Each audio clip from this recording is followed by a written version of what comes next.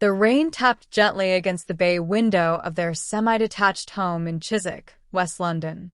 Inside, the warm glow of the living room clashed with the storm brewing between mother and daughter. Olivia Thompson, 20, sat curled into the corner of the beige linen sofa, still wearing the same soft yellow frock she'd slipped into that morning, knee-length, with delicate white lace at the collar and cuffs. Her chestnut hair was half pulled back with a clip, damp from an earlier shower, and her bare feet peeked out from under the hem of her dress. Across from her, Eleanor Thompson sat perfectly upright in her armchair, hands folded over a crisp envelope. Her navy cardigan was buttoned neatly, her silver-streaked hair tied in a low bun.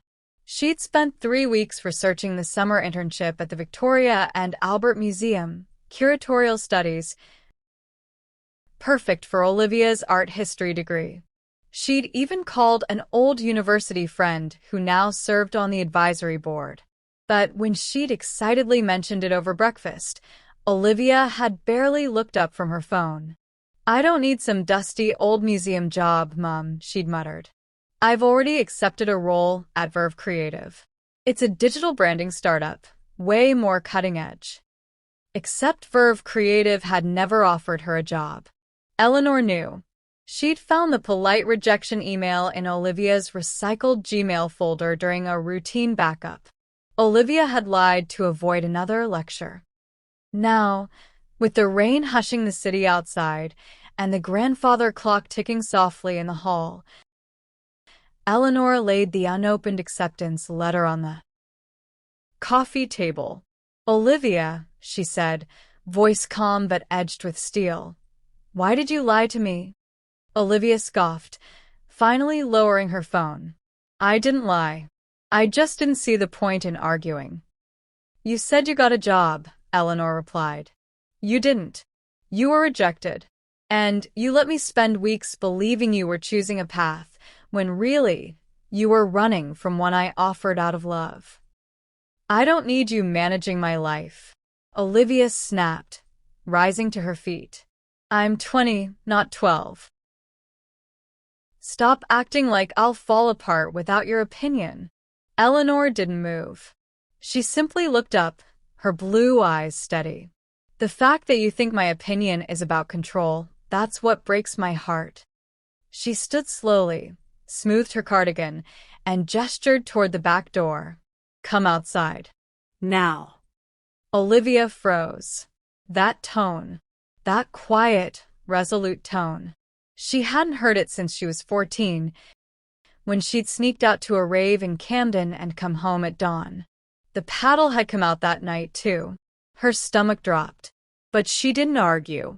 She walked ahead, bare feet silent on the hardwood floor, her yellow frock swaying with each step. The garden was small but tidy, a clipped lawn, climbing roses on the fence, and the old wooden bench beneath the oak tree Eleanor's father had planted decades ago.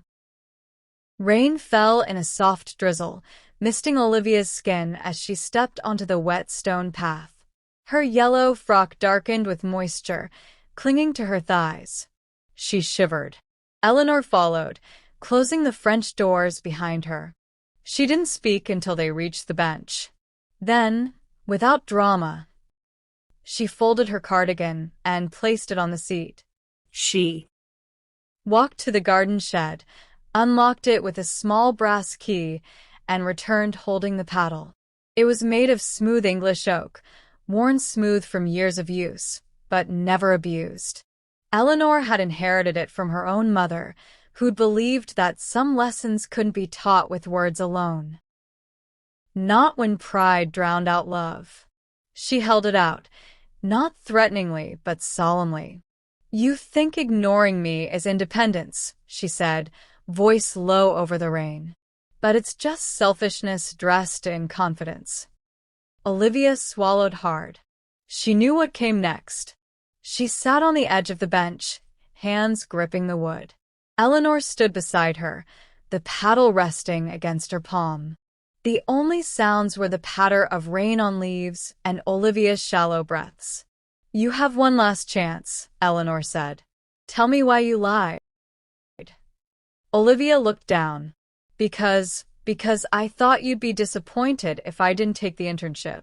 And I didn't want to admit I was scared. Eleanor nodded. Fear is valid. Dishonesty is not. She lifted Olivia's yellow frock just enough. Bend over. Hands on your knees. Olivia obeyed. The cold air bit her skin. The rain fell heavier now. Somewhere down the street, a lorry rumbled past. But here in this garden, time seemed to stop. The first strike landed with a sharp thwack, firm, precise, echoing off the wet bricks of the patio. Olivia gasped, her body jerking forward. It didn't hurt like fire, but like truth, deep, stinging, impossible to ignore. Second strike. She bit her lip. Third. A tear slipped down her cheek. By the fourth, her breath came in ragged hitches. Mum, I'm sorry. Eleanor paused. For what? For lying? Olivia choked out. For saying you were controlling. For making you feel like your love was a burden. Thwack. Fifth strike. I didn't mean. She sobbed. I didn't want to admit I needed you. Thwack. Sixth. I hate that I hurt you. Thwack. Seventh. Her legs trembled. I love you, Mum. I really do. Eleanor stopped. The paddle lowered.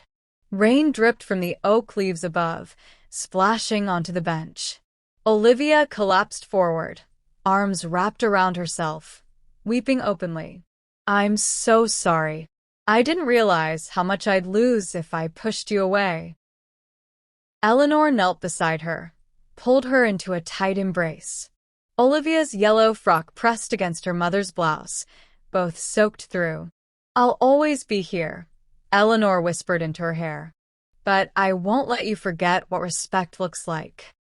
I won't, Olivia promised, her voice muffled against her mother's shoulder. I swear I won't.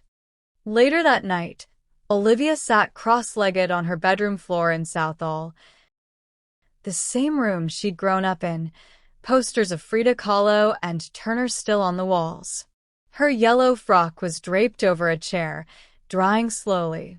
On her desk sat the unopened internship letter.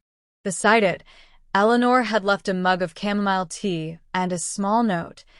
Asterisk, your choices shape your future, but your character shapes your soul.